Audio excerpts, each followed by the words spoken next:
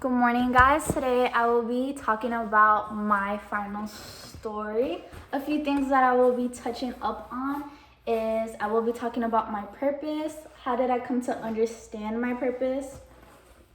What are my values, goals, interests, and what are my strengths? I'll be explaining what is my career, what do I do in my career. I'll be explaining my academics, what I did, how did I pay for it, all of that. And then how did I get there, all in all. So, moving forward, this is my final story. So, first things first, I will be talking about my purpose. I have many purposes within my life. The main one being always be the best that I can be in all aspects of my life, whether it be within my career, within my personal life, in all aspects of my life. The second thing is that I want to attract people. I want them to make them feel comfortable in my presence so that I can be able to advise them, whether it be within their goals, within their problems, within their career, anything. I want to be a source of positivity to others. And then the last thing is that I plan to learn many things in my life, and with all the knowledge that I've attained is another way that I plan to help others in their careers or anything that they're going through. So how did I come to understand my purpose? Within the class at Valencia that I took, it's called SLS. I took a few quizzes through Strengths Quest and then the values assessments. This is when I first started to search for what is my purpose and want to understand what is my purpose. But the main way that I came to understand it is through observing myself, observing how I interact in the world, how do I react to things, how am I a people person, like what should I be doing with my life, basically. Moving forward, my values, goals, and interests, and what are my strengths.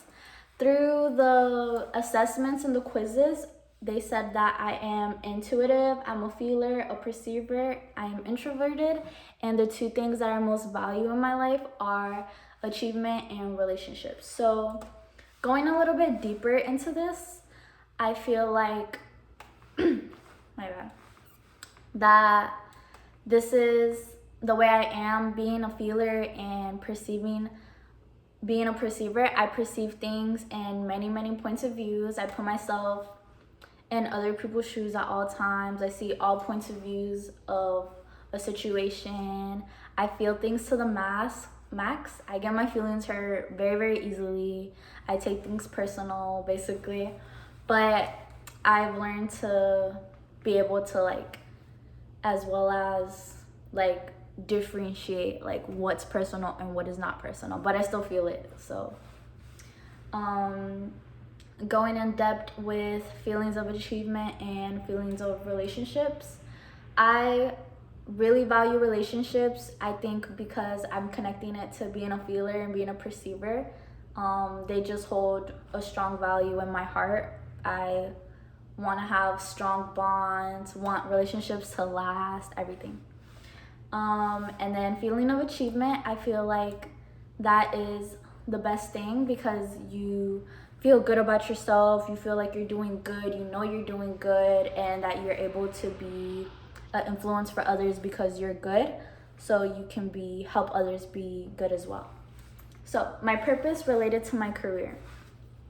You may think because I'm a feeler and I'm a perceiver and my purpose that I said was I want to be able to advise others, you might think I want to be a counselor, but incorrect. I wanted it to be a sonographer. I wanted to go into the healthcare field.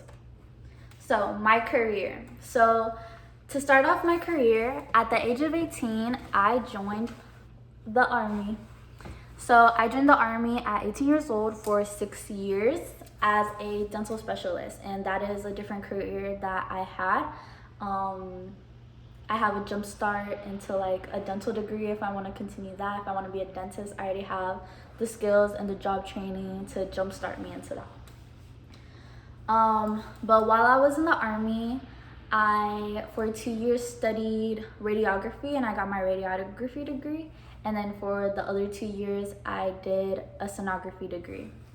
So being a sonographer now, a few things that I can explain that we do is that we create images using sound waves, unlike radiographers who create images using radiation.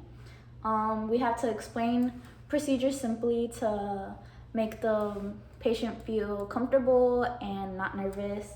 And then I have to be able to read and interpret things to the patient clearly. Moving on to academics. As explained before, I achieved my radiography degree and my sonography degree. They're both equal in length. They are 77 credits, which amount to $7,931. That is for Valencia's tuition, but if you go somewhere else, the price range does not differ too much, probably like $200 more per credit. So how did I pay for this?